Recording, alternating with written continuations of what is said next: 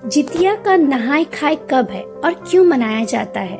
नमस्कार दोस्तों, आज हम जानेंगे माताएं और बहनें इसे इतनी श्रद्धा के साथ क्यों मनाती हैं। इस पर्व को संतान की दीर्घायु, सुखी और निरोगी जीवन के लिए जीवित पुत्र का व्रत रखी जाती है। यह व्रत हर वर्ष आश्विन मास के कृष्ण पक्ष की अष्टमी तिथि को रखा जाता है।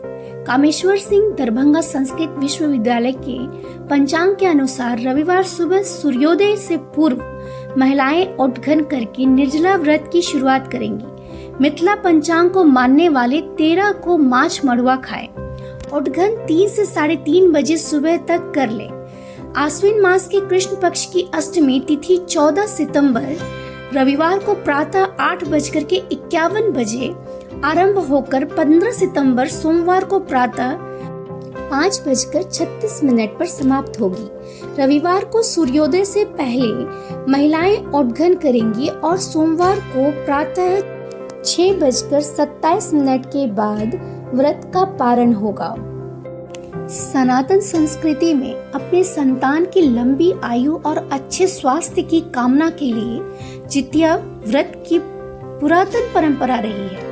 बिहार और उत्तर प्रदेश में प्रचलित इस जितिया पर्व में माताएं पूरी एक तिथि निर्जला उपवास रखकर जीमूत वाहन की आराधना करती हैं। इस व्रत की शुरुआत एक खास और अनोखी परंपरा से होती है, जो व्रत से एक दिन पहले निभाई जाती है।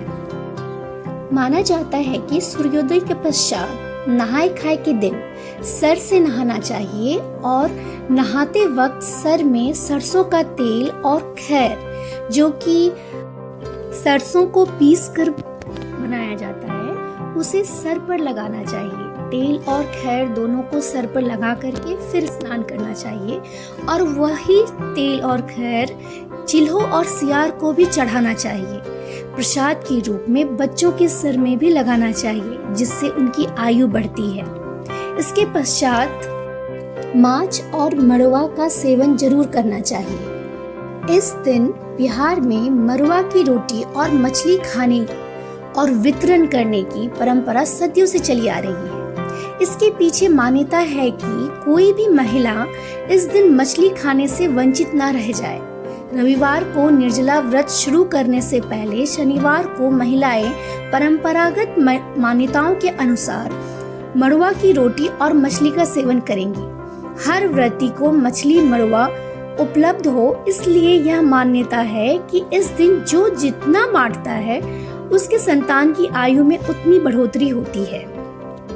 इस संबंध में माना जाता है कि पुराने जमाने में खाने की इतनी वैरायटी नहीं होती थी। मड़ुआ की खेती बड़े पैमाने पर होती थी और बरसात के मौसम में मछली आसानी से मिल जाती थी। इसलिए यह व्रत इन पौराणिक मान्यताओं और उस समय की भोजन संबंधी परिस्थितियों से जुड़ी है।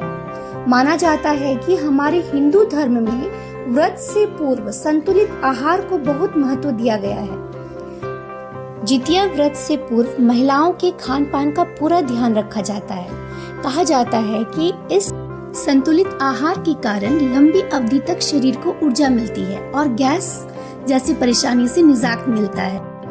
इसे डायबिटिक पेशेंट भी खा सकते हैं। यही कारण है कि यह सबके लिए अनिवार्य किया गया है। वैसे वैष्णव संप्रदाय की महिलाएं इस दिन मछली के बदले नोनी साग बनाती हैं।